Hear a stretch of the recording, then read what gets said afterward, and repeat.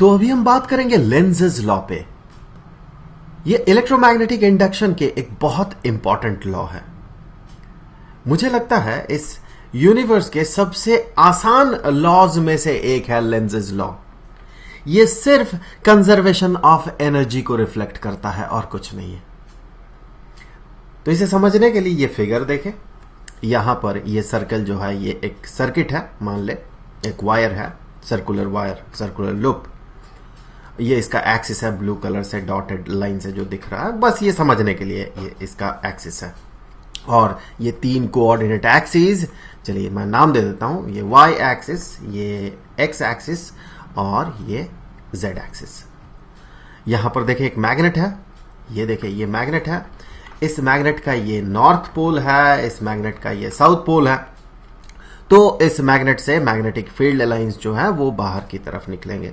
तो magnetic field lines चलिए कुछ ऐसे बाहर की तरफ निकल रहे होंगे नॉर्थ पोल से, और ये इस सर्कुलर लूप को क्रॉस कर रहा होगा। और अगर ये सर्कुलर लूप को क्रॉस कर रहा होगा तो ये यहां पर एक फ्लक्स क्रिएट कर रहा होगा। और अगर मैं इस मैग्नेट के पोजीशन को चेंज करता हूं, इसे आगे पीछे करता हूं, तो उस फ्लक्स का मैग्नीट्यूड भी चेंज होगा। क्योंकि मैग्नेट करीब आएगा तो यहां ज्यादा मैग्नेटिक फील्ड क्रिएट करेगा, इस रीजन में ज्यादा मैग्नेटिक फील्ड क्रिएट करेगा तो फ्लक्स बढ़ जाएगा। तो आगे पीछे करने से, मैग्नेट को आगे पीछे करने से यहां सर्किट में जो है वो फ्लक्स, एसोसिएटेड फ्लक्स जो है वो चेंज हो जाता है। और फैराडेज लॉ से हम ये कह सकते हैं कि यहां पर एक ईएमएफ क्रिएट होगा। जैसे ही फ्लक्स में चेंज होगा तो इस जो सर्कुलर लूप है, ये इस सर्कुलर लूप में एक ईएमएफ क्रिएट होगा और यहां करंट का फ्लो होगा। फैराडे का पहला लॉ जो है, फर्स्ट लॉ, ये सिर्फ यही बताता है कि ऐसे सिचुएशन में अगर फ्लक्स को आप चेंज करें, मैग्नेटिक फ्लक्स को, तो ईएमएफ क्रिएट होता है, सिर्फ ईएमएफ होता है, ये बताता है फर्स्ट लॉ। और सेकेंड लॉ ये बताता है कि कितना मैग्नीट्यूड होगा इसका, इस ईएमएफ का।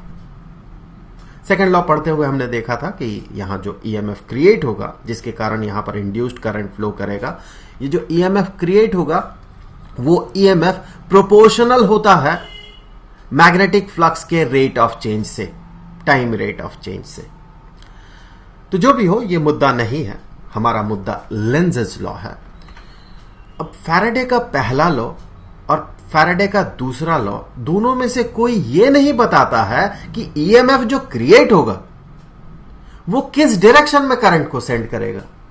ये तो बता रहा है कि करंट होगा, वहां पर इंड्यूस्ड करंट होगा।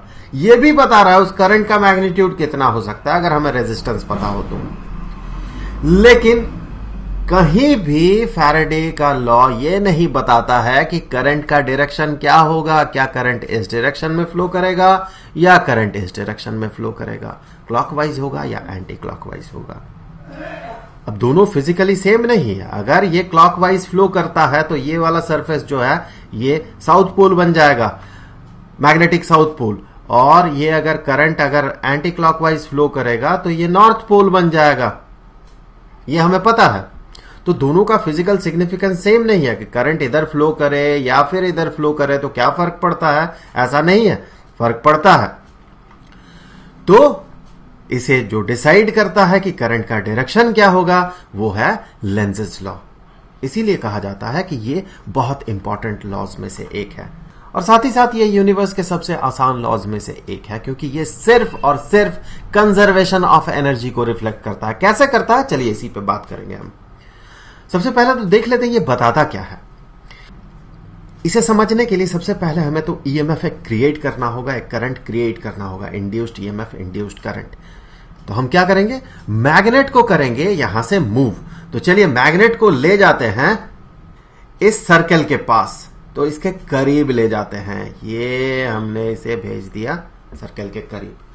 तो हमारा प्रोसेस क्या था, हमने इस मैग्नेट को पीछे कहीं से आगे की तरफ सेंड किया, तो इससे यहां का फ्लक्स बढ़ा और फ्लक्स के रेट ऑफ चेंज से ईएमएफ क्रिएट हुआ और करंट फ्लो किया। किस डायरेक्शन में फ्लो किया हमें नहीं पता, अभी तक हमें नहीं पता। कितना फ्लो किया फैराडेज सेकंड लॉ से हम बता सकते हैं। चलिए अब देखते हैं लेंजेस लॉ क्या कहता है। लेंजेस लॉ ये कहता है कि यहां पर जो करंट फ्लो करेगा, अब जब करंट फ्लो करेगा तो इसके कारण एक फेस में एक पोल बनेगा, मैग्नेटिक पोल, और अपोजिट फेस में दूसरा मैग्नेटिक पोल बनेगा। वो अपने ही कारण को, मतलब उसे जो बना रहा है, कौन बना रहा है उसे, इंड्यूस्ड ईएमएफ को कौन क्रिएट कर रहा है जिसके कारण की पोल क्रिएट हो रहा है, वो इस मैग्नेट का मूवमेंट उसे क्रिएट कर रहा है। तो ये जो है, जो पोल बनेगा, वो पोल इसके अपने ही रीजन को, कारण को रेजिस्ट करेगा, रोकेगा। इसका मतलब ये नॉर्थ पोल जो है, यहां पर आप अगर इस सर्कल में देखें तो नॉर्थ पोल का असर ज्यादा है, साउथ पोल का असर कम है। तो यहां पर ये जो लूप है, ये लूप कुछ ऐसा करंट सेंड करेगा जिसके कारण यहां पर कुछ ऐसा मैग्नेटिक पोल बनेगा इस साइड में, हमारे तरफ, मतलब हम जो देख पा रहे हैं जिस साइड को, पीछे वाला साइड में नहीं, हमारे तरफ जो हम देख रहे हैं, इस साइड में कुछ ऐसा मैग्नेटिक पोल क्रिएट करेगा कि वो इसे अपने पास आने से रोकेगा। तो ये क्रिएट करेगा नॉर्थ पोल। क्यों? क्योंकि नॉर्थ पोल इस नॉर्थ पोल को रेपेल करेगा, इस नॉर्थ पोल को ये अपने से दूर धकेलेगा, आने नहीं देगा। क्योंकि इस नॉर्थ पोल का करीब आना, साउथ पोल तो दूर है इसीलिए हम साउथ पोल को कंसीडर नहीं कर रहे हैं, क्योंकि साउथ पोल का इन्फ्लुएंस कम होगा। साउथ पोल भी करीब आ रहा, ठीक है, मैं मान रहा हूं, नॉर्थ पोल भी करीब आ रहा, साउथ पोल भी करीब आ रहा, लेकिन साउथ पोल ज्यादा दूर है तो उसके करीब आने का इन्फ्लुएंस जो है वो कम होगा। सो जो मेन कॉज है वो नॉर्थ पोल का करीब आना है। तो ये क्या करेगा, नॉर्थ पोल बनाएगा, करंट को कुछ ऐसा सेंड करेगा कि नॉर्थ पोल बनेगा इस साइड में, और ये नॉर्थ पोल इस नॉर्थ पोल को करेगा रेपेल, मतलब कि आने नहीं देगा। जब आने नहीं देगा, करीब आने नहीं देगा, रोकेगा, तो ये अपने ही कॉज को, जो इसे बना रहा है, उसे रेजिस्ट कर रहा है। अगर मैं यहां से मैं मान ले कि इस मैग्नेट को दूर ले जाऊं तो क्या होगा, यहां ये मैग्नेट को मैंने यहां से फिर पीछे की तरफ सेंड कर रहा हूं मैं इसे, तो इस प्रोसेस में क्या होगा, देखिए इस प्रोसेस में नॉर्थ पोल दूर जा रहा है। अब ये इसे कुछ ऐसा करंट बनाएगा, ये जो लूप है कुछ ऐसा करंट बनाएगा कि इसका जो कॉज है, कौन होगा अब इसका कॉज होगा नॉर्थ पोल का दूर जाना। फिर से मैं वही कहूंगा कि यहां पर चूंकि नॉर्थ पोल करीब है तो इसका इन्फ्लुएंस ज्यादा होगा, तो रीजन है नॉर्थ पोल का दूर जाना, तो नॉर्थ पोल को दूर जाने नहीं देगा। ये कैसे नहीं देगा, ये यहां पर बनाएगा साउथ पोल। तो जब ये साउथ पोल बनाएगा तो ये नॉर्थ पोल को अट्रैक्ट करेगा, तो नॉर्थ पोल दूर नहीं जा पाएगा। तो यहीं से आप समझ सकते हैं कि इंड्यूस्ड ईएमएफ किस डायरेक्शन में करंट को सेंड करेगा, अर्थात इंड्यूस्ड करंट का डायरेक्शन क्या होगा। तो अगर यहां पर नॉर्थ पोल बनता है तो हमें पता है नॉर्थ पोल बनने के लिए करंट जो है ये एंटी क्लॉकवाइज डायरेक्शन में फ्लो करेगा, और अगर यहां पर साउथ पोल बनता है तो हमें पता है साउथ पोल बनने के लिए करंट जो है ये क्लॉकवाइज डायरेक्शन में फ्लो करेगा। बस इतना सा ही है ये लेंजेस रूल। अब ये इस यूनिवर्स का सबसे आसान नियमों में से एक है, मैंने कहा था, और मैंने ये भी कहा था कि ये सिर्फ कंजर्वेशन ऑफ एनर्जी है। कैसे? तो इसे समझने के लिए माने कि कोई दौड़ते हुए जा रहा है। अब अगर मैं कोई ऑब्जेक्ट इसके पीछे, इसके साथ, इसके कमर में बांध दूं तो क्या होगा, ये ऑब्जेक्ट मूव करेगा। तो ये ऑब्जेक्ट जो मूव कर रहा है, क्यों कर रहा है? क्योंकि इसे, इस ऑब्जेक्ट को कोई और खींच के ले जा रहा है। ऑब्जेक्ट तो मूव कर रहा है, लेकिन साथ ही साथ ये ऑब्जेक्ट जो मूव कर रहा है, इसका जो मूवमेंट का कारण है, उसे ये रेजिस्ट कर रहा है। अर्थात ये जो इंसान भागते हुए जा रहा है, जो इसे खींच के ले जा रहा है, उसे तो ये ऑब्जेक्ट रेजिस्ट कर रहा है, इस इंसान को। अगर ऑब्जेक्ट बंधा हुआ ना होता तो ये और तेजी से भाग पाता है, इसका रेजिस्टेंस बहुत कम होता। अब ऑब्जेक्ट बंधा हुआ है, इसे ऑब्जेक्ट रोक रहा है, ये तो बड़ा नेचुरल सा चीज है। ये फंडामेंटल लेवल पर अगर देखें तो ये उसे रोक क्यों रहा है? आप ऐसे सोचे कि ये भाग रहा है, इसके पास कुछ काइनेटिक एनर्जी है। अब अगर मैं इस ऑब्जेक्ट को इसके साथ बांध देता हूं तो इसके पास काइनेटिक एनर्जी नहीं था, पहले रुका हुआ था, जीरो था, लेकिन इसने इससे, इस इंसान से कुछ काइनेटिक एनर्जी ले लिया, तब जाके ये खुद भी भाग सकता है। तो एनर्जी कुछ ले लिया इससे, इसका मतलब इसका एनर्जी घटा, इस इंसान का एनर्जी घटा। अब इंसान का एनर्जी जब घटेगा, इस घटने के प्रोसेस में इस इंसान को क्या लगेगा कि मुझे कोई रोक रहा है, मेरे पास काफी काइनेटिक एनर्जी था और मुझे कोई रोक रहा है। यहां भी वही होता है। आप ये सोचे कि यहां पर इस सर्किट पे मैंने लगा दिया एक बल्ब, तो करंट फ्लो करेगा, तो यहां बल्ब ग्लो करेगा, ठीक है। तो आप ये सोचे कि मैं जब इस मैग्नेट को सामने की तरफ धकेल रहा हूं, आगे भेज रहा हूं, तो क्या हो रहा है। मैं जब इसे मान ले एक थोड़ा सा एनर्जी इसे दे दिया, मैंने इसे धकेल दिया, ये स्लाइडर में है तो कोई फ्रिक्शन नहीं है, मान ले मैंने इसे थोड़ा सा धकेल दिया तो मैंने इसे कुछ काइनेटिक एनर्जी दिया, मान ले मैंने इसे काइनेटिक एनर्जी दिया 10 जूल। अब इसके पास तो 10 जूल है, ये आगे की तरफ बढ़ रहा है। इसके पास कितना एनर्जी था, क्या बल्ब ग्लो कर रहा था, क्या करंट फ्लो कर रहा था, कोई बैटरी लगा हुआ है यहां पर, कुछ नहीं है। तो अचानक से बल्ब ग्लो करने लगा, क्यों, क्योंकि करंट फ्लो किया। तो अगर मैं आपसे पूछता हूं बल्ब ग्लो क्यों किया, किसने करवाया बल्ब को ग्लो, तो आप कहेंगे इंड्यूस्ड ईएमएफ के कारण जो करंट बना।